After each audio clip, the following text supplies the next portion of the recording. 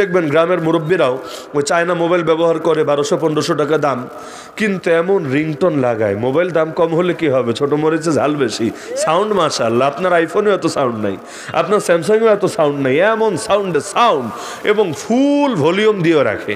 যখন রিংটোন বাজে, আর যদি শীতের দিন হয় ফ্যানও চলে না, তেমন আওয়াজ টাওয়াজও নাই, আপনি ঘুমিয়ে আছেন, এর মধ্যে মুরব্বীর রিংটোন বেজে গেছে, মাঝে মাঝে এমন আতঙ্ক লাগে, ঘুম থেকে লাফিয়ে ওঠে, এমনভাবে মনে হয় যেন ইসরাফিল আলাইহিস সালাম সিংহে ফু দিয়ে ফেলেছেন। তো এইরকম ভয়াবহ সাউন্ডের রিংটোন দেওয়ার দরকার কি? দরকার হলো এখানে তবু একটা কল মিস করা যাবে না। কল মিস হলে খাসিরা দুনিয়া ওয়াল আখিরা, দুনিয়া আখিরাত সব বরবাদ হবে। কল মিস করা যাবে না। তারা ছেলে কল দিবে, মেয়ে কল দিবে, নাতি কল দিবে, নাতনি কল দিবে, এক একটা কলের দাম কোটি টাকার চাইতেও বেশি, মিস করা যাবে না। তবুও যদি বাই চান্স মিস হয়ে যায়, যে ওয়াশরুমে ছিল বা কোথাও জরুরতে ছিল, রিসিভ করতে পারেনি, দেখা মাত্রই যেই দেখ বাইরে 2টা কল দিছে, 3টা কল দিছে, সঙ্গে সঙ্গে ব্যাক করবে, আরে হ্যালো, আমি ব্যস্ত ছিলাম, আমি এই ঝামেলায় ছিলাম, এর জন্য ধরতে পারি নাই। বা কি তারা। অথচ একসময় মানুষ 1 মাস অপেক্ষা করতো চিঠির জবাব পাওয়ার জন্য, সেখানে এখন ওই 2বার কল দিয়ে যদি লাইনে না পায়, অনেকের বউয়ের মেজাজ গরম হয়ে যায়, কি ব্যাপার, তোমার কল দিলে খালি বিজি দেখায় কেন, কাহিনীটা কি? কি ঝামেলা হয় না যে তোমার কল দিলেই খালি বিজি দেখায় কেন? তার মানে এত সহজ হয়ে গেছে দুনিয়া, তারপরও 2 মিনিট 4 মিনিটের সবরই ভেতরে থাকে না, অস্থির হয়ে যায়। তো এই যে দুনিয়ার মানুষের কল ধরার জন্য আপনার ভেতরে এত তারা কাজ করে, এত আগ্রহ কাজ করে, আপনার কি একবারও মনে হয় যে আল্লাহর পক্ষ থেকেও তো মুয়াজ্জিন ডেইলি 5 বার রিং দেয়? এই যে মুয়াজ্জিন ডাকটা দেয়, ঘোষণাটা দেয়, মুয়াজ্জিন মানে ঘোষক, সে ঘোষণা দেয় নিজের পক্ষ থেকে না, ইমামের পক্ষ থেকে না, কমিটির পক্ষ থেকে না, এলাকাবাসীর পক্ষ থেকে না, সে আজানটা দেয়, ঘোষণাটা দেয় আল্লাহর পক্ষ থেকে, হাইয়া আলাস সালাহ, হাইয়া আলাল ফালাহ, আরে চলে আসো নামাজে, চলে আসো সফলতার দিকে। কোথায় সফলতা খোঁজো? চাকরিতে সফলতা নাই, ব্যবসায় সফলতা নাই, রাজনীতিতে সফলতা নাই, ক্যাশে সফলতা নাই। সফলতা যদি পেতে চাও, সফলতা পাওয়ার জন্য ছুটে আসো আল্লাহর ঘরে, ছুটে আসো মসজিদের ভেতরে।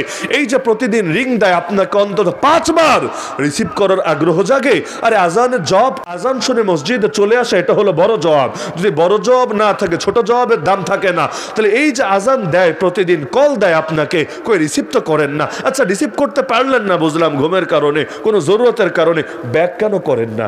আপনি 5টার সময় মসজিদে এসে জামাত পড়তে পারেননি ফজর, ভালো কথা, তাহলে ঘুম ভাঙলো 7টায়, ঘুম ভাঙলো 8টায়, তখনও কেন কাজা করে নেন না?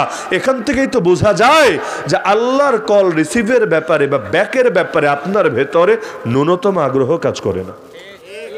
এজন্যই বলেছে ছুটে যাওয়া ভিন্ন জিনিস, ছেড়ে দেওয়া ভিন্ন জিনিস, দুটো এক না। ছুটে যাওয়া ভিন্ন জিনিস, ছেড়ে দেওয়া ভিন্ন জিনিস। নবী বলেন যে ব্যক্তি ইচ্ছাকৃত নামাজ ছেড়ে দিল, সে একটা কুফরি কাজ করলো। যদিও এর কারণ ইমাম আবু হানিফা এবং অধিকাংশ ইমামের মতে ব্যক্তি কাফের হবে না, তবে কাজটা আবার মুসলমানের কাজ না, এটা একটা কাফেরদের মতো সে কাজ করলো। যদি ইচ্ছাকৃতভাবে নামাজ ছেড়ে দেয়, ছুটে যাওয়া না, ছেড়ে দেয়, তাহলে মুসলমান ইচ্ছাকৃত নামাজ ছাড়বে, কল্পনা করা যায়। অথচ আমরা অধিকাংশ মানুষে এমন, আমাদের যে জীবনে কয় ওক্ত নামাজ ছেড়েছে এর হিসাবই নাই। কাজা করবো কোত্থেকে? কত ওক্ত যে ছেড়েছে হিসাবই তো নাই। এমনকি এগুলো কাজা করার কোনো আগ্রহ নাই। আমি একটা মাসালা বলে যাই, যদি অনেকের ভালো লাগবে না, যার জিম্মায় কাজা নামাজ আছে তার জন্য নফল পড়ার চাইতে কাজা আদায় করা বেশি জরুরি। আপনাকে কে বলেছে শবে বরাতে সারা রাত জেগে জেগে নফল পড়তে? আর ওই সারা রাত জেগে জেগে পড়লে কাজা করেন, কাজা এটা আপনার জন্য বেশি জরুরি হবে। পরনে লুঙ্গি নাই, মাথায় পাগড়ি বাঁধা, খুব আগ্রহ দেখা যাচ্ছে। আরে ভাই আগে বেটা লুঙ্গি পর, আগে সতর ঢাক, তারপর পাগড়ি পড়তে বললেও মাশাআল্লাহ, পড়তে না পারলেও কবিরা গুনাহ হবে না।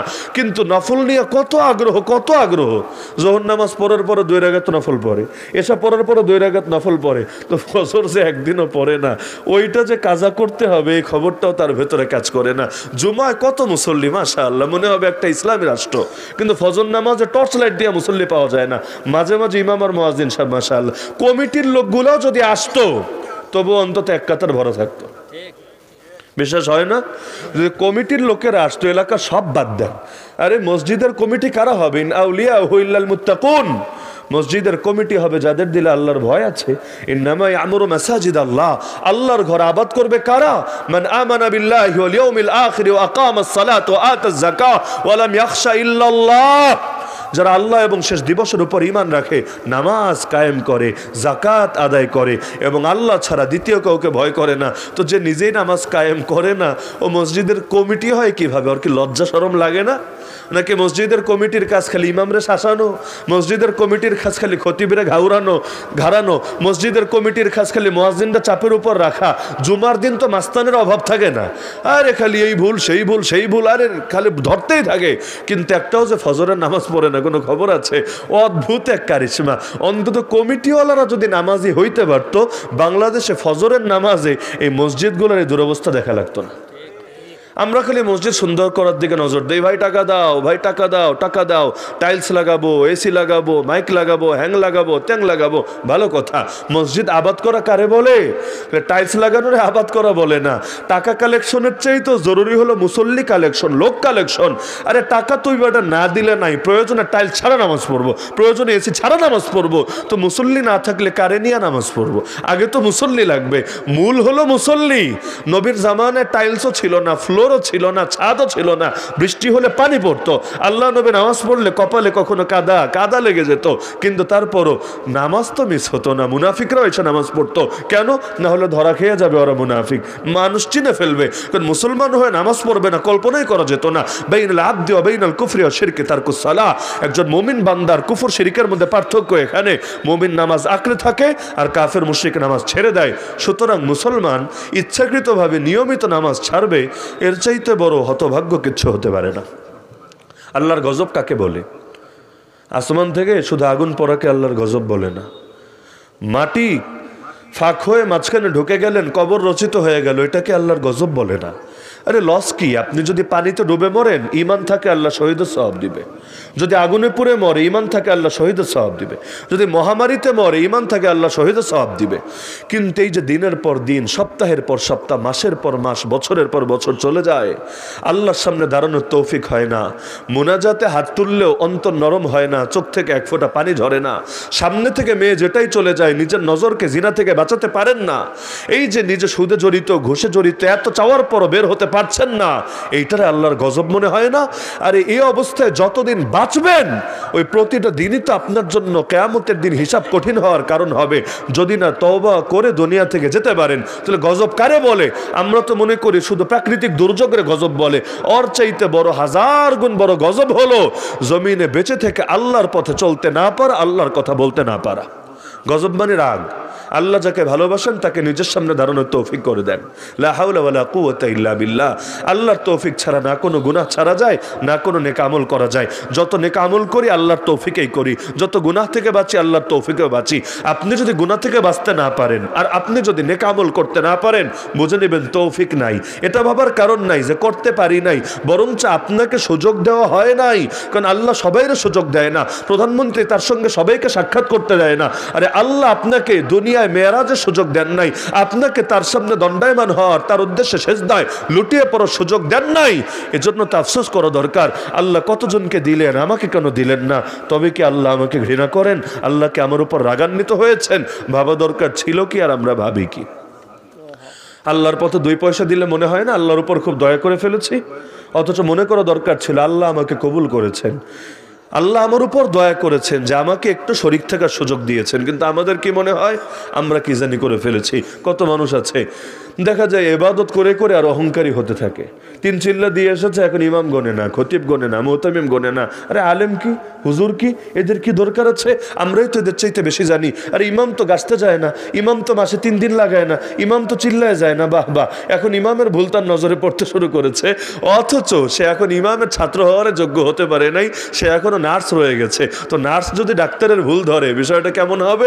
নার্স তুমি ভাই 5 বছর নার্সিং সেবা দিল, নার্সই থাকবা, ডাক্তার তো হবে না। তো তুমি দিনের কিছু মেহনত করেছো, তো কি হয়েছে? তাই বলে নবীর ওয়ারিসের চাইতে বড় হয়ে গেলা? কেউ তাহাজ্জুদ পড়ে যদি এমন হয় যে এখন তার চোখে তারই জামানা শ্রেষ্ঠ ওলি মনে হতে থাকে আর বাকি সবাই মোটামুটি জাহান্নামী টাইপের মনে হতে থাকে, তাহলে মনে করতে হবে যে আল্লাহ তাআলা ওরে ভালোবাসে না, বরং ওরে ছাড় দিয়ে রেখেছে। আল্লাহ কাউকে দেয় ভালোবেসে, কাউকে দেয় ছাড় হিসাবে। কারণ যে ব্যক্তি পাপী কিন্তু বিনয়ী, একদিন তওবা নসিব হয়ে আল্লাহর ওলি হয়ে মরতে পারে। আর যা ইবাদতকারী কিন্তু অহংকারী, একসময় আল্লাহর পথ থেকে বিচ্যুত হয়ে বেঈমান হয়েও যাওয়ার আশঙ্কা আছে। তাহলে সবরের এক নম্বর কথাই হলো গুনাহ থেকে বাঁচতে হবে।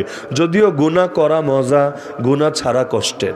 গুনাহ করা মজা, গুনাহ ছাড়া কষ্টের। যারা বিড়ি সিগারেট খান চাইলেই ছাড়তে পারে না, পাগলের মতো হয়ে যায়। যারা মাদকে অভ্যস্ত, ওই যে বিভিন্ন এখন কত কিছু বের হয়েছে, এদের জন্য আলাদা পুনর্বাসন কেন্দ্র, এই কেন্দ্র সেই কেন্দ্র, এগুলোতে নিয়ে ট্রিটমেন্ট দেওয়ার পরও দেখা যায় অনেকে ছাড়তে পারে না। এটা ছাড়া সে কিছু কল্পনাই করতে পারে না। যারা হারাম রিলেশনে অভ্যস্ত চাইলেই বেরিয়ে আসতে পারে না। যারা গান শুনে অভ্যস্ত, গান না শুনলে আর পেটের ভাতই হজম হয় না, আর ঘুমই আসে না। তো এরকম গুনাহ একবার দুবার হয়ে যাওয়া এক জিনিস, আর অভ্যাসে পরিণত হওয়ার এক জিনিস। একবার দুবার হয়ে গেলে আল্লাহর কাছে মাফ চান, আল্লাহ মাফ করবে।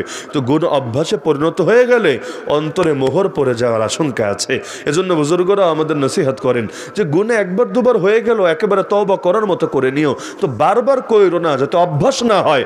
কারণ একবার যদি গুনাহ অভ্যাসে পরিণত হয়, অনেক সময় তওবার তৌফিকে নসিব থেকে উঠে যায়। এজন্য গুনাহ ছাড়া এত সহজ না। যারা সবসময় দাড়ি শেভ করে অভ্যস্ত, হঠাৎ করে দাড়ি রাখতে পারে না, তার কাছে আনইজি লাগে। সে ভাবে লোকে আমারে মনে হয় টিটকারি মারবে, যদিও কেউ কিছু বলবে না। দাড়ি রাখলে কিন্তু ইজ্জত কমে না, ইজ্জত বাড়ে, আসলেই বাড়ে। কিন্তু তার কাছে মনে হতে থাকে সবাই আমার আঙ্কেল আঙ্কেল বলবে, আমারে টিটকারি মারবে, আমারে মোল্লা বলবে, আমারে হুজুর বলবে। তাহলে এই যে তার ভেতরে একটা হীনমন্যতার কারণ রাখতে পারছে না, এই অবস্থায় যদি মৃত্যু হয়, হতেই তো পারে। যদি মৃত্যু হয়, এমন না যে মরার পরে নতুন করে দাঁড়িয়ে ওঠার সুযোগ আছে। তাহলে কিয়ামতের দিন এই মুখটা নিয়ে নবীর সামনে দাঁড়াতে হবে। নবীর চেহারার সাথে তো এই চেহারার মিল নাই। নবীর সামনে নিজেরা তোর উম্মত বলে পরিচয় দেবে কোন মুখে? পরিচয় দেওয়ার একটা মুখ তো থাকার দরকার আছে, ওই মুখটাই তো নাই, মিলই তো নাই।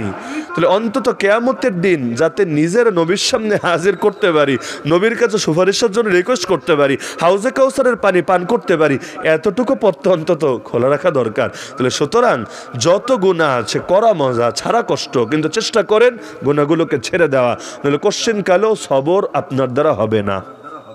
তাহলে সবরের আমল করতে চাইলে গুনাহ করতে হবে না গুনাহ ছাড়তে হবে? আরে ভাই, করতে হবে না ছাড়তে হবে? তো যাদের বাসায় টেলিভিশন আছে তাদের কি করতে হবে? টেলিভিশন বিক্রি করলেও হবে না, বিক্রি করলেও গুনাহ হবে। কেন? যার কাছে বেচবেন সে যত মহান নেক আমল করবে, এতে তো আপনারও একটা অংশগ্রহণ আছে, কারণ আপনি তো এই ক্ষেত্রে তার শরিক আছেন। ওই বিড়ি সিগারেট খাওয়া যেমন, বেচাও তো এমন। কারণ আপনি বেচতে পারছেন, এটা নেওয়ার পরে কি করবে না করবে এটা তো আর আপনার ভালো জানা আছে।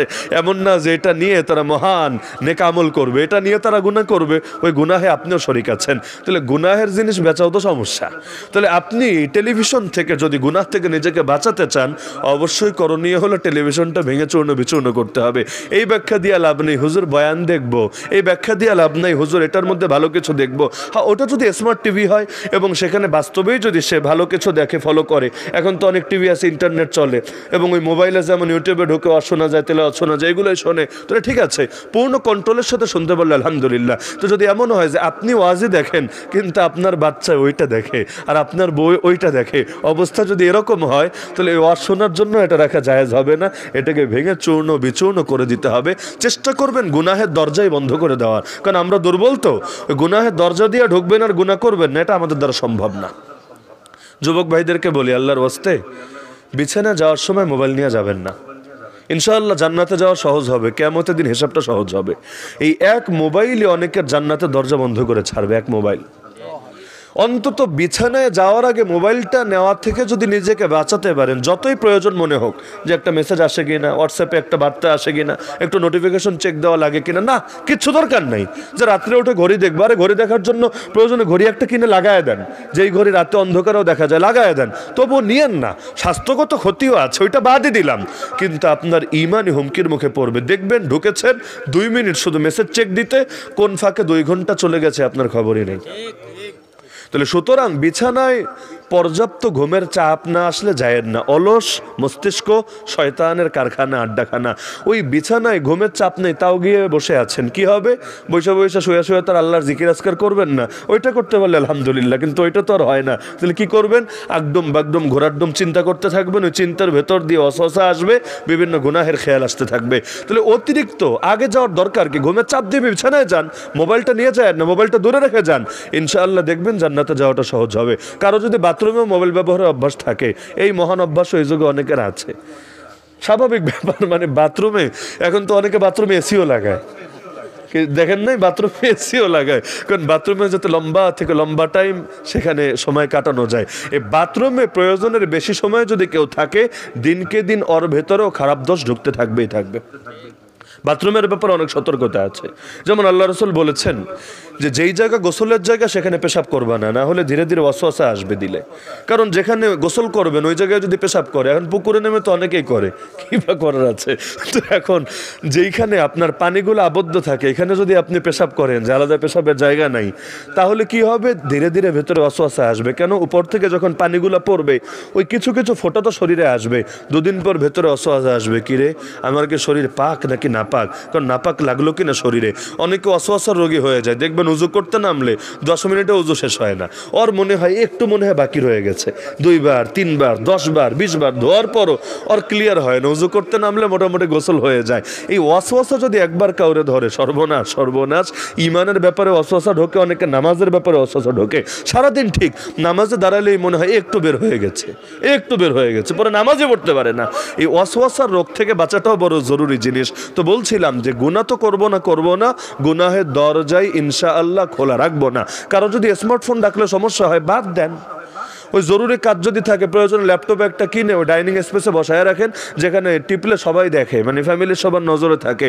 অথবা সিসি ক্যামেরাটা পেছনে আছে ওই রকম জায়গায় যে এটা বাপে অথবা অন্য লোকেরা জেনে ফেলবে, ওইটা ওই কম্পিউটার দিয়ে সেরে ফেলেন, আলাদা স্মার্টফোন রাখেনই না। কারণ আপনার কোন জায়গায় দুর্বলতা এটা আপনি ভালো জানেন, এটা আমি জানি না, আপনি ভালো জানেন। যার যেখানে দুর্বলতার জায়গায় বন্ধ করেন, ইনশাআল্লাহ অন্তত কিয়ামতের হিসাব নিকাশটা সহজ হবে, অন্তত জাহান্নাম থেকে দূরে থেকে জান্নাতে যাওয়াটা সহজ হবে। 1 নম্বর সবর, গুনাহ থেকে বাঁচতে হবেই হবে। রাজি আছেন তো ইনশাআল্লাহ? এই যে আজকে কোন রাত জানি, 31st নাইট না, 31 না আজকে, 31 ডিসেম্বর, 31 নাইট 31st নাইট যেটাই বলেন। এই যে আজকে মহান নেকামল হবে বাংলাদেশে, অনেক আতশবাজি থেকে শুরু করে কত কিছু, কি পরিমাণ পাখির যে ক্ষতি করবে। নিজেরা তো ভালো থাকতে পারে না, এখন পাখিদেরও ভালো রাখবে না। হাজার হাজার পাখি মেরে ফেলে এক রাতে, শুধুমাত্র আতশবাজি বোমাবাজি এগুলোর দ্বারা। আজকের রাতে এক রাতে যেই পরিমাণ পাপ হবে, এর জন্য যদি আগামীকাল সকাল হওয়ার আগে আল্লাহ গজব দিয়ে আমাদের সবাইকে মেরে ফেলে, মোটেও বেইনসাফি হবে না, 100% হাতের কামাই হবে। শুধু এক রাতে এ বাঙালি এই 31 ডিসেম্বর রাতে, 14 ফেব্রুয়ারি দিনে, আরও বিভিন্ন কিছু দিন আছে, এগুলোর মধ্যে এক দিনে এই পরিমাণ নিকৃষ্ট কাজ করে। আল্লাহর বড় দয়া, বড় মায়া যে এরপর আল্লাহ আমাদেরকে বাকি রেখেছেন। নাহলে এই এক দিনের আযাবে যদি আমাদেরকে দেওয়া হতো জাতিগতভাবে, দুনিয়া আমাদের নাম নিশানাও বাকি থাকার কথা না। অতীতে এক কবিরা গুনাহের কারণে এক জাতি শেষ, আর আমরা সব কবিরা গুনাহ করার পর এখনো বেঁচে আছি। যশোরে পত্রিকায় দেখলাম, যশোরে 12টা ছেলে যারা স্টুডেন্ট এখনো, ওদের এইডস হয়েছে। এইডস কেন এইডস হয়েছে? 12 জনের 12 জনই সমকামী।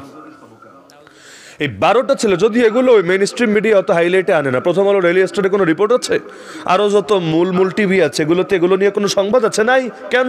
ওরা ব্যস্ত থাকবে রাসেলস ভাইপার নিয়ে, ওরা ব্যস্ত থাকবে এইরকম হাবিজাবি বিভিন্ন হাইপ ক্রিয়েট করা নিয়ে। কেন? কারণ ওইগুলারে যদি সামনে আনতে পারে এতে ওদের লাভ আছে। রাসেলস ভাইপার নিয়ে এখন কিন্তু কোনো আলোচনা নাই, কোনো টেলিভিশনে, কোনো পত্রপত্রিকায়। কেন? বড় ভাইপার যখন বিদায় হয়েছে, ছোট ভাইপারকে লোকে এমনি ভুলে গেছে। ওই বড় ভাইপারগুলো ছোট ভাইপারগুলোকে জিন্দা রাখে নিজেদের দোষগুলোকে আড়ালে রাখার জন্য। কিন্তু এইডস নিয়ে দেখবেন ওরা এখন কথা বলে না। কেন? কারণ এটা নিয়ে যদি কথা বলে লোকে আর সমকামী হবে না, ভয় পাবে। কারণ আখিরাতে লোকে অতটা ভয় পায় না যতটা ভয় পায় দুনিয়ায় বিপদে পতিত হওয়াকে। তো এখন যদি এভাবে ভয় পাওয়া যায়, ওদের শয়তানি আর ভণ্ডামি এজেন্ডা তো দেশে বাস্তবায়িত হবে না। এজন্য এই খবরগুলোকে মাটি চাপা দিয়ে রাখবে। আর এগুলো করলে কি সুবিধা, কি উপকার, এই রকম নিউজ দিয়ে মানুষকে এদিকে আগ্রহী করতে থাকবে। এজন্য দেখেন না, শিক্ষা সিলেবাসে পর্যন্ত শরীফ থেকে শরীফার গল্প ঢুকিয়ে ছেড়েছে। অথচ ট্রান্সজেন্ডারিজম এতটা ভয়ানক, যারাই ট্রান্সজেন্ডার হয়েছে সকলের কমন হলো শারীরিক জটিলতায় এমন ভুগেছে, অধিকাংশের অকাল মৃত্যু বা সুইসাইড হয়েছে। অকাল মৃত্যু মানে ইসলামে অকাল মৃত্যু বলতে কিচ্ছু নেই, ওরা যেটারে বলে আর কি, অর্থাৎ ওর ভালোই লাগে না, কয়দিন পর ডিপ্রেশনে পড়ে সুইসাইড করেছে। কিন্তু এই খবরগুলো কিন্তু ওরা বলে না। কেন? এগুলো বললে ওদের এজেন্ডা বাস্তবায়িত হবে না। তো জালেমরা করে এই কাজটা, ওরা প্রেম প্রীতির ফজিলত দেখায়, কিন্তু এই প্রেমগুলোর কারণে দেশের মধ্যে কি পরিমাণ ক্ষতি হচ্ছে এই যে সাংসারিকভাবে দাম্পত্য জীবনে আগের চাইতে প্রচুর পরিমাণ এখন হতাশা, এখন নিরাশা দেখা যাচ্ছে। স্বামী স্ত্রীর মধ্যে দূরত্ব বাড়ছে, পরকীয়া বাড়ছে, অবৈধ গর্ভপাতের সংখ্যা বাড়ছে এবং জিনা যে এত বাড়া বেড়েছে, আল্লাহ হেফাজত করুন, আল্লাহ হেফাজত করুন। এই কারণে আমাদের উপর গজব আসার আমরা উপযুক্ত হয়ে গিয়েছি। এই যে পদে পদে এত সমস্যা, এমনকি ডাস্টবিনে পর্যন্ত বাচ্চা পাওয়া যায়, ড্রেনে পর্যন্ত বাচ্চা পাওয়া যায়, এমনকি হতাশার কারণে কতজন সুইসাইড করে বেড়ায়, এই খবরগুলো ওরা দেখাবে না। ওরা দেখাবে কাছে আসার গল্প। তো কাছে আসার গল্পের পরের গল্প যে কতটা নিকৃষ্ট, কতটা বিভৎস, কতটা যন্ত্রণাদায়ক, এই খবর ওরা বলবে না। তো ভণ্ডের কাজ ভণ্ডামি করা, তো কে কি করলো না করলো এটা আমাদের দেখার বিষয় না। কিন্তু সবর যদি করতে চান তাহলে পাপ কাজ করা যাবে না, পাপ থেকে বাঁচতে হবে। আর পাপের বিপরীতটা মানে সওয়াবের কাজ, এটা করাও যেহেতু কষ্ট, সুতরাং ওই কাজটাও করতে হবে। যদি এই দুইটা করতে পারেন, সবরের প্রথম 2 ধাপ পূরণ হয়েছে এবং আল্লাহ নগদে প্রতিদান দিতে থাকবে। যেমন হাদিসে আছে, কেউ যদি নজরকে হেফাজত করে, নজর হেফাজত মানে কি, সামনে দিয়ে সুন্দরী মেয়ে হেঁটে যাচ্ছে, অথবা এমনি ইউটিউবে ওয়াজ শুনতে ঢুকেছে, সামনে বেরিয়ে একটা এসে নাচতে শুরু করে দিয়েছে, এখন তো এগুলোই চলে। আপনি তেলাওয়াত শুনতে, কেরাত শুনতে ঢুকবেন, দেখবেন আগে নাচ গান দেখিয়ে নিয়েছে আপনাকে, অ্যাড, বিজ্ঞাপন। তো এই যে দেখা যাচ্ছে যে আপনার সামনে খারাপ কিছু আসলো, নিজের নজরকে বাঁচালেন, একটু কষ্ট হয় না? স্বাভাবিক, একটু কষ্ট হয়। আল্লাহ নিজে বলেন হাদিসে কুদসি, আল্লাহ বলেন যে বান্দা যদি আল্লাহর ভয়ে এভাবে নিজের নজরকে নত রাখে, আবদালতুহু ঈমানান ইয়াজিদু হালাওয়াতাহু ফি কলবি, আমি তার দিলের হালতকে পরিবর্তন করে এমন ঈমান সৃষ্টি করে দেই যে ঈমানের মজা এবং মিষ্টতা সে অনুভব করতে পারে। তাহলে ঈমানের মজা পেতে চাইলে নজর হেফাজত করতে হবে। যারা খারাপ জিনিস দেখে অভ্যস্ত, ওরা যদি আমার সামনে এসে কসম করেও বলে, কোরআন হাতে নিয়েও বলে যে সে নামাজের মজা পায়, জিকিরের মজা পায়, আমি বিশ্বাস করব না, সম্ভব না। 2 বিপরীত জিনিসের মজা একসঙ্গে আসে না, আসা সম্ভব না। ইবাদতের মজা যদি পেতে চান, ওই খারাপের মজা ছাড়তে হবে। ওই মজা যদি আপনি ছাড়েন, ওইটার প্রতি যদি ঘৃণা তৈরি করতে পারেন ধীরে ধীরে, ইনশাআল্লাহ সুম্মা ইনশাআল্লাহ সুম্মা ইনশাআল্লাহ আল্লাহ ইবাদতের মজা দিবে। আমরা বেশিরভাগ নামাজ পড়ি মজা পাই না, রোজা রাখি মজা পাই না, হজ করি মজা পাই না, ইবাদতে কোনো মজা পাই না। এইটাও আল্লাহর একটা গজবে পড়ে যাচ্ছি আমরা। কেন? কারণ মজা পেতাম যদি আমাদের দিলগুলো ঠিক থাকতো, কিন্তু দিলেই তো ভেজাল ঢুকে গেছে, এজন্য মজা আসে না। আল বিররু হুসনুল খুলুক ওয়াল ইসমু মা হাকা ফি সাদরিক ওয়া কারিহতা আন ইয়াত্তালি আলাইহিন নাস। নবী বলে, গুনাহকারে বলে, উম্মত জানো গুনাহ হলো ওই জিনিস যার মধ্যে 2টা গুণ আছে, 2টা গুণ।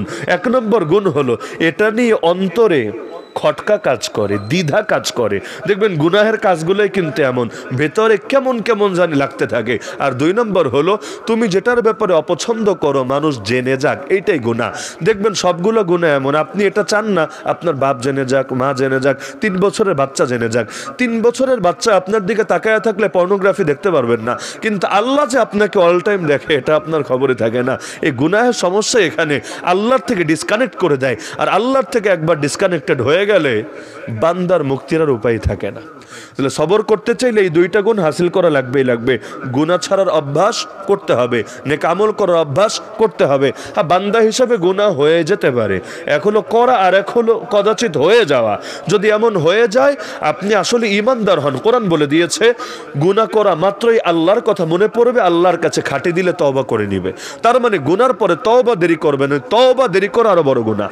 গুনাহ করা যেমন গুনাহ, গুনাহের পর তওবা বিলম্বিত করা ধীরে ধীরে অন্তরে মোহর পড়ে যাওয়ার কারণ। যদি নিয়মিত তওবা করতে পারেন, আর নবী যদি আল্লাহর কাছে দৈনিক 100 বার তওবা করতে পারে, আপনি কে?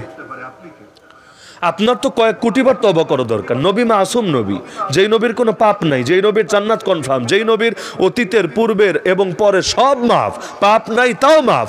ওই নবী যদি ডেইলি 100+ তওবা করতে পারে আল্লাহর কাছে, তাহলে আমার কয়বার করা দরকার?